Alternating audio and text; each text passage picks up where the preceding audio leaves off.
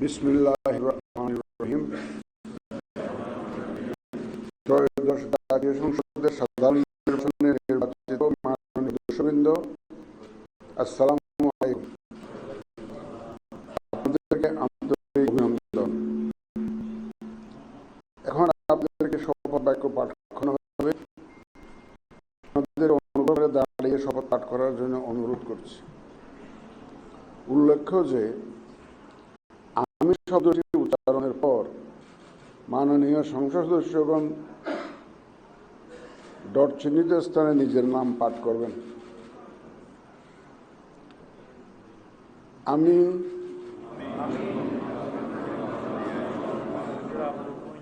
সংসদ সদস্য নির্বাচিত হইয়া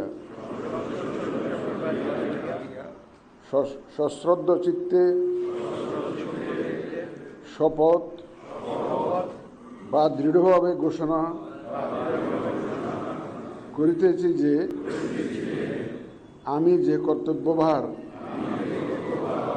গ্রহণ করিতে যাইতেছি তাহা আইন অনুযায়ী ও বিশ্বস্ততার সহিত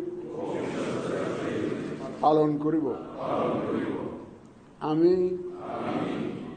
বাংলাদেশের প্রতি অকৃত্রিম বিশ্বাস ও আনুগত্য পোষণ করিব এবং সংসদ সদস্যরূপে আমার কর্তব্য পালনকে ব্যক্তিগত স্বার্থের দ্বারা প্রভাবিত হইতে দিব না।